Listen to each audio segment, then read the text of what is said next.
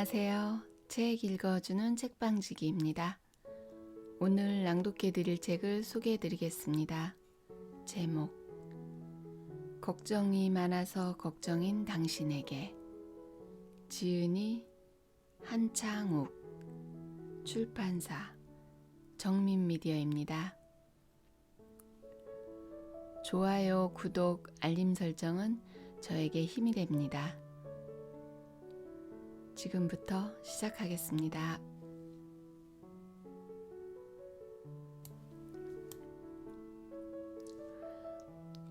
제4차 산업혁명을 운운하는 이 시대에서 우리의 처지를 한마디로 비유한다면 우물을 뛰쳐나온 개구리라 할 수 있습니다. 우물 안의 개구리였을 때는 내가 가진 작은 것에 만족하며 살 수 있었습니다. 그러나 우물 밖으로 뛰쳐나온 지금은 매스미디어, 인터넷, SNS 등을 통해 쏟아지는 수많은 정보로 말미암아 내가 가진 작은 것들은 한층 더 작고 초라해졌습니다. 그러다 보니 매 순간 불안에 휩싸입니다. 불안은 나쁜 일이 생길지도 모른다는 감정인데 한마디로는 설명이 불가능할 정도로 광범위합니다. 근심, 걱정, 초조, 공포, 스트레스 등등이 모두 포함되기 때문입니다.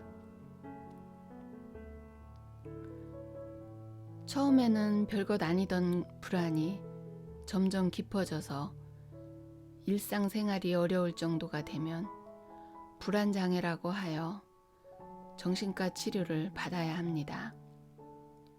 정신의학에서는 공포증, 공황장애, 불안장애, 강박장애, 외상후 스트레스 장애로 분류하는데 다양한 증상만큼이나 치료 방법도 가지가지입니다. 실로 우리는 불안장애의 틈바구니에서 살고 있는 것입니다. 과연 우리는 불안으로부터 완전히 벗어날 순 없는 것일까요? 이 책은 바로 이를 시작점으로 하여 우리를 힘들게 하는 부정적 감정들로부터 탈출하는 법을 지극히 현실적으로 모색합니다. 세상에는 두 종류의 사람이 있습니다. 걱정하는 사람과 걱정이 없는 척하며 살아가는 사람. 사실 걱정으로부터 해방되기란 쉽지 않습니다. 사람은 감정을 지닌 동물이기 때문입니다. 그렇다면 감정이란 무엇일까요? 감정의 사전적 의미는 어떤 현상이나 일에 대해서 일어나는 마음이나 느끼는 기분입니다. 즉, 감정이란 내가 겪고 있는 경험에 대한 정신적 반응이라 할 수 있습니다. 인간의 감정은 폭넓은 스펙트럼을 지니고 있습니다. 이 책은 수많은 감정 중에서도 우리를 유독 지치고 힘들게 하는 6가지 감정, 즉 불안, 외로움, 분노, 무기력, 열등감, 우울의 정체를 밝히고 그것들을 조절하는 방법을 총 6장에 걸쳐 알려줍니다. 루소는 이성이 인간을 만들어낸다면 감정은 인생을 이끌어 간다 라고 하였습니다. 인간이란 한정된 시간 속을 살아가는 존재입니다. 가치 있는 생을 살아가고 싶다면 소모적인 감정 낭비를 줄여야 합니다. 감정이 이끄는 대로 끌려갈 것이 아니라 행복하게 살아갈 수 있도록 적절히 조절해야 합니다.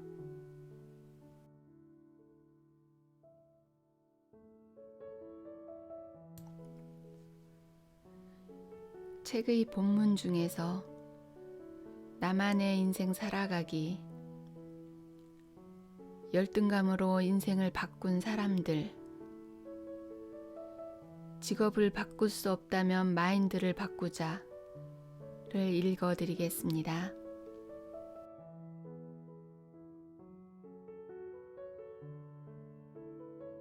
직업을 바꿀 수 없다면 마인드를 바꾸자. 피는 어려서부터 배우가 꿈이었다. 연극 영화과에 가고 싶었지만 가족들의 만류로 결국 치대에 가야 했다. 배우에 대한 미련이 남아서 대학 다닐 때는 연극반에 가입해 무대에도 몇 차례 올랐다.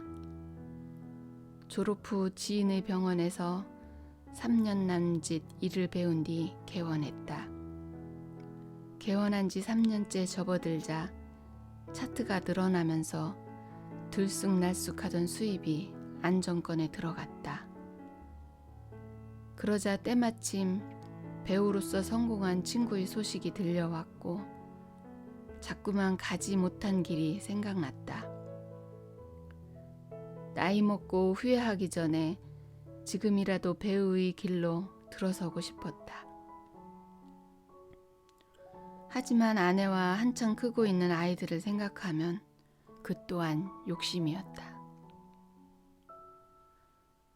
나는 한 번뿐인 인생을 제대로 살고 있는 걸까?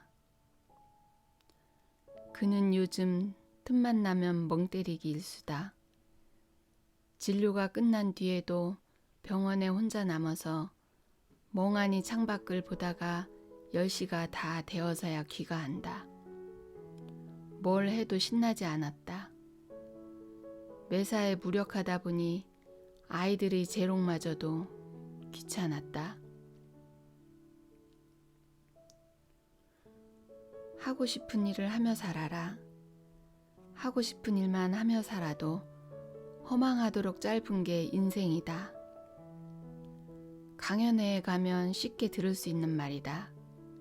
그러나 현실은 어떠한가?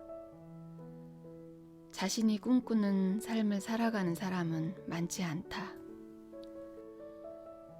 대학교 때 전공과도 동떨어진 일을 하며 살아가는 사람이 태반인 세상에서 꿈꾸는 대로 살아가리란 요원한 일이다. 어릴 때 평범한 월급장이를 꿈꾸었던 사람이 대체 몇이나 되겠는가?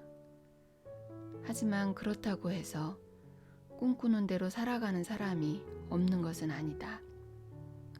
그런 소수의 사람들 때문에 다수가 부러움을 느끼고 열패감을 느끼는 것이다.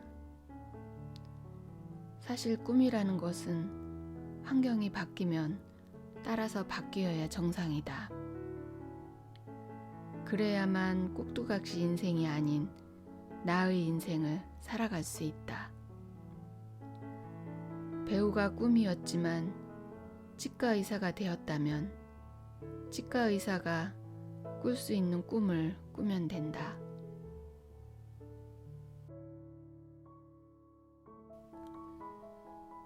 인간은 궁극적으로 자신과 평화롭게 지내려면 음악가는 음악을 만들고 화가는 그림을 그리고 시인은 시를 써야 한다. 음악가가 그림을 그리고 화가가 시를 쓰려 하고 시인이 음악을 하려다 보니 내부에서 갈등이 일어난다. 삶의 질서가 무너지고 혼란이 찾아온다. 치과 의사 또한 누군가 간절히 꿈꾸던 꿈이다. 치과 의사를 하면서도 다양한 꿈을 꿀 수 있다. 꾸준한 봉사활동을 통해서 가난한 사람 1000명을 무료로 치료하겠다라는 꿈이 배우가 되겠다는 과거의 꿈보다 초라한가? 돈을 벌어서 소규모 극단이라도 운영해 보겠다는 꿈이 과거의 꿈보다 못한가? 직업을 바꾼다는 건 자신이 살아온 삶을 부정하는 것이다. 지난날이 무가치하거나 부도덕한 삶이었다면 새로운 출발을 하는 것도 하나의 방법이다. 그러나 비록 시행착오를 겪었지만 나름대로 열심히 살아온 삶이라면 그 자체를 인정할 필요가 있다. 한 번뿐인 인생인데 하고 싶은 대로 하고 살면 얼마나 좋겠는가. 하지만 그렇게 되려면 여러 조건이 맞아떨어져야 한다. 세상 일 가운데 열의 일곱은 내 뜻대로 흘러가지 않는다.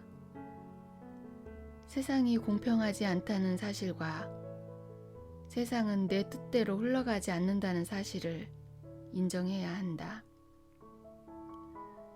진인사 대천명을 가슴에 새기고 주어진 일에 최선을 다하고 하늘의 뜻을 기다린다는 마음으로 살아가면 결과에 크게 연연하지 않게 되며 마음도 한결 편해진다.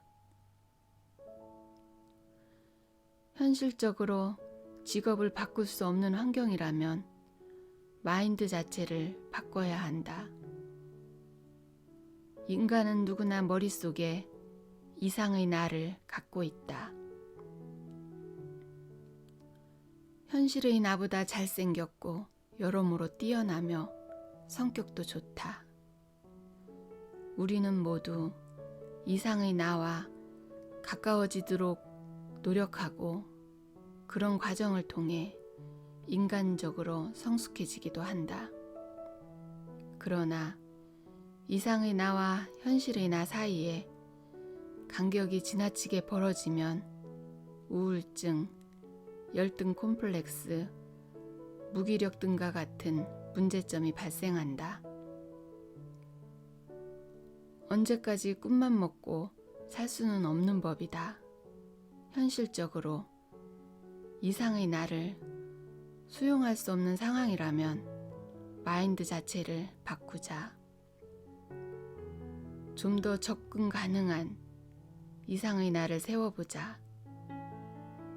그래야만 현재를 충실하게 살아갈 수 있다. 나만 행복하게 살 수 없다라는 생각으로 불우하고 병든 이웃을 위해 헌신적인 삶을 살았던 알베르트 슈베이처는 이렇게 말했다. 성공이 행복의 열쇠가 아니라 행복이 성공의 열쇠다. 자신의 일을 진심으로 사랑하는 사람이라면 그는 이미 성공한 사람이다.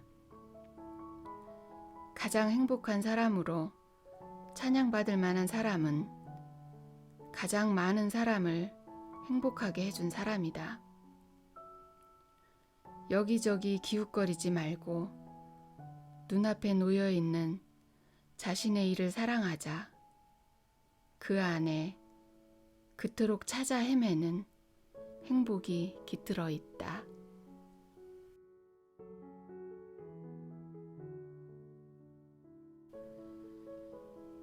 열등감으로 인생을 바꾼 사람들.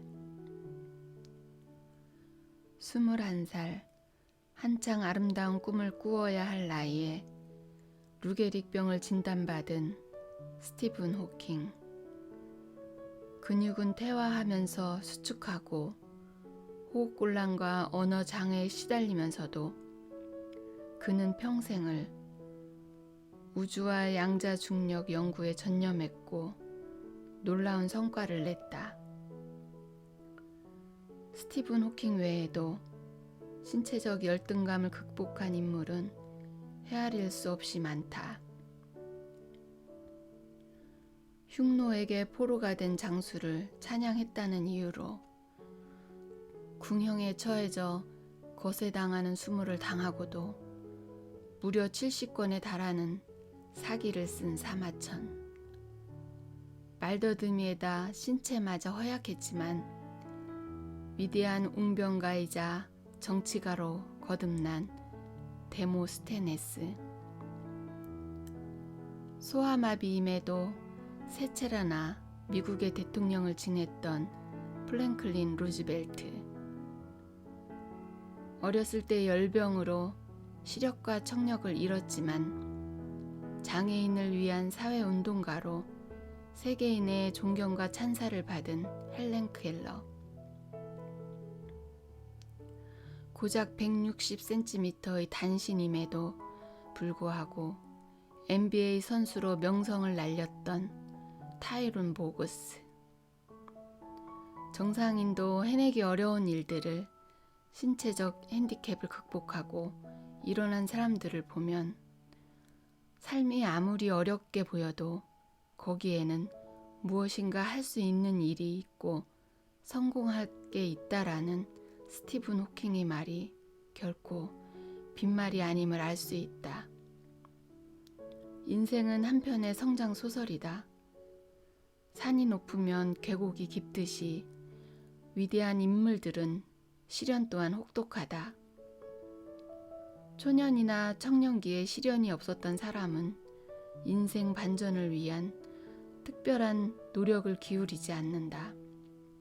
그러다 보니 중년 이후의 삶이 평범하거나 오히려 뒤늦게 고난을 겪기도 한다. 반면 초년기나 청년기 때 시련을 겪었던 사람은 현실을 바꾸기 위해 도전하고 그 도전이 빛을 발하는 경우가 적지 않다.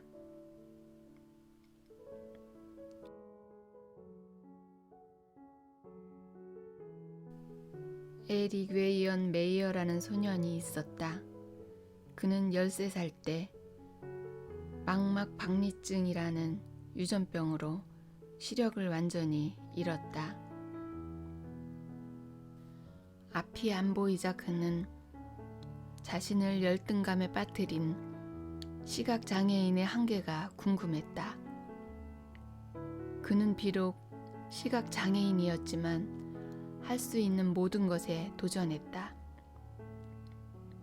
그 결과 레슬링 고교 대표로 발탁되었고 마라톤을 완주하였고 장거리 사이클 대회에 참가했고 스카이다이빙과 스킨스쿠버에도 도전했다.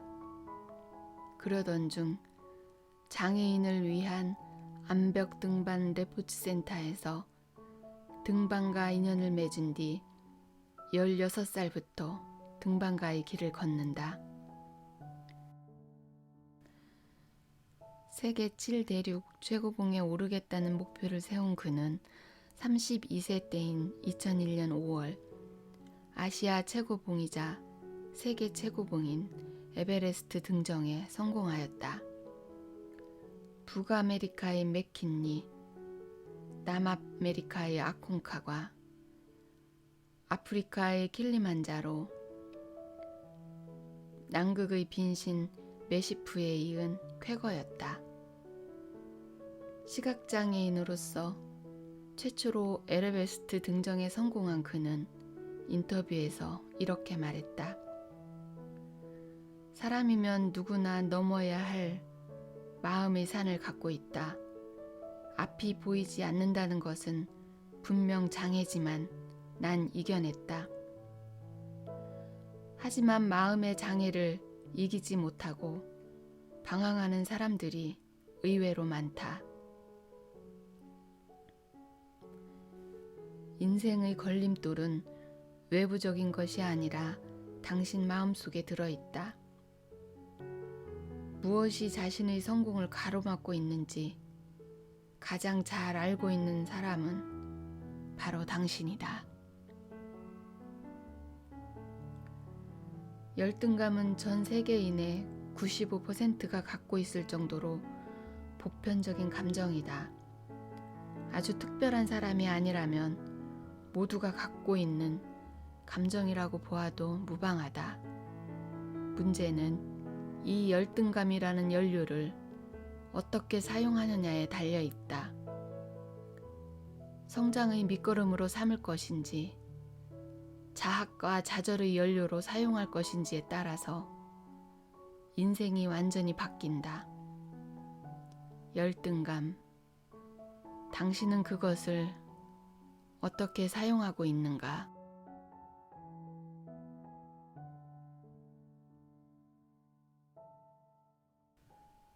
나만의 인생 살아가기. 연봉이나 복지는 대기업과 비교하면 형편없어요. 하지만 사장님을 비롯해서 직원들도 좋고 회사도 꾸준히 성장하는 중이어서 점점 나아지고 있어요. 저는 그럭저럭 만족하는데 어머니가 난리예요. 동생은 지방 사립대 나와서 대기업 다니는데 명문대 나와서 이름 없는 중소기업 다니는 거 창피하니까 당장 그만두래요. 저는 회사와 함께 성장해 보려고 했는데 어머니를 비롯해서 주변 사람들의 부정적으로 바라보니까 자꾸만 흔들리네요. 정말 이러다가 어머니 말씀대로 결혼이나 제대로 할 수 있을까 싶어서 불안하기도 하고, 아무래도 나이가 있어서 사기업은 힘들 것 같고, 지금이라도 공기업을 노려보거나 공무원 시험을 준비하는 게 옳은 걸까요? 우리를 불안하게 만드는 것들 중에서 빼놓을 수 없는 것이 바로 경쟁과 비교다. 속세를 떠나서 사찰이나 수도원에 들어가지 않는 한 그 누구도 경쟁과 비교로부터 자유로울 수 없다. 한국은 특히 경쟁이 치열하다.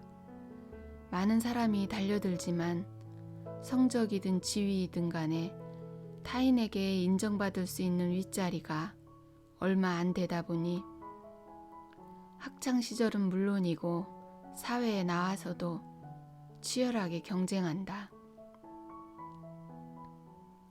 건전한 경쟁은 성장 요인이 된다. 그러나 과도한 경쟁은 불안과 스트레스의 요인이 된다. 과도한 경쟁에서 벗어나는 확실한 방법 중 하나가 나만의 인생 살아가기다. 뚜렷한 목표를 세우고 나만의 길을 향해서 뚜벅뚜벅 걸어가면 미래에 대한 불안감도 감소하고 타인의 눈치도 덜 보게 된다. 톨스토이는 인생의 목표에 대해서 이렇게 말한다. 길을 걸어가려면 자기가 어디로 향하고 있는지를 알아야 한다. 합리적이고 선량한 생활을 영위하려는 경우도 마찬가지다. 자기와 그리고 타인의 생활을 어디로 이끌어가고 있는지 알아야 한다.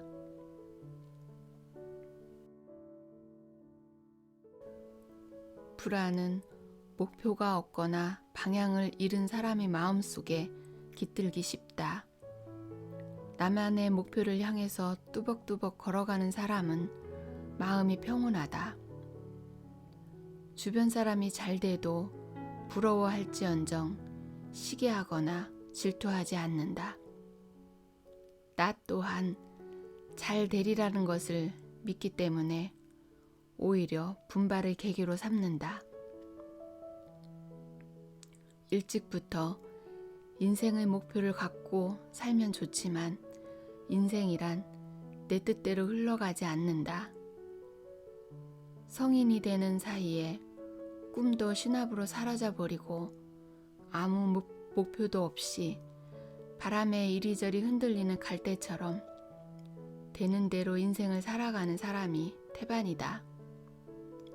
살다 보니 원래의 꿈과 멀어졌다면 새로운 꿈이나 목표를 정하는 게 좋다.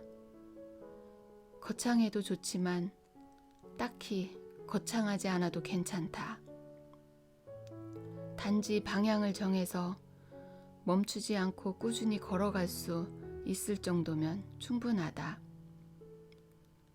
일단 꿈이나 목표가 정해지면 불안에서 벗어나 한층 안정적인 삶을 살아가며 인생을 즐길 수 있다. 섹스피어의 4대 비극 중 하나인 리어 왕에서 리어 왕의 비극은 모든 것을 이루었다는 아니한 생각에서부터 시작된다. 그는 세 딸의 사랑과 효심을 확인한 뒤 왕국을 나눠주고 편안한 여생을 보내려 한다. 누가 나를 가장 사랑하느냐? 그러나 가장 멋진 고백을 하리라 예상했던 막내딸은 기대를 저버린다. 반면 두 딸은 감동적인 고백을 해서 모든 걸 물려받는다. 리어 왕은 왕위와 함께 명예, 부귀영화, 자식을 잃고 눈이 먼 채 광야를 헤매며 울부짖는다.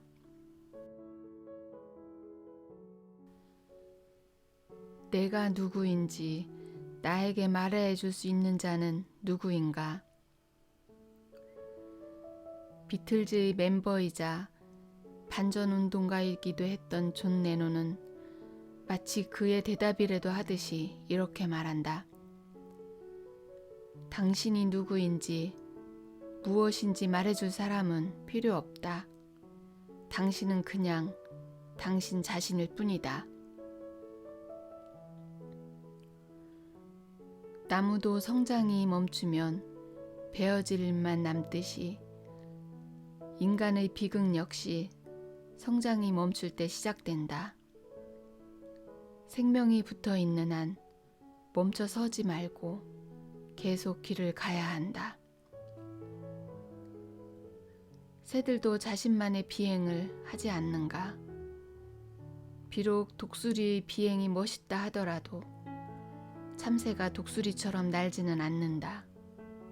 물론 잠깐은 날 수 있지만 날개의 크기와 모양이 달라 오래 날 수 없을 뿐더러 무엇보다도 비행이 즐겁지 않다.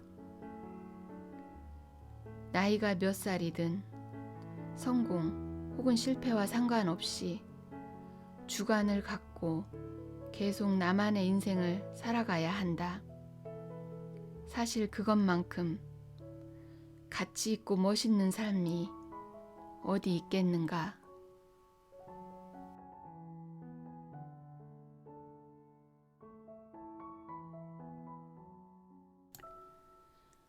오늘은 여기까지입니다. 평안한 시간 보내시고 행복하시기 바랍니다. 책 읽어주는 책방지기였습니다.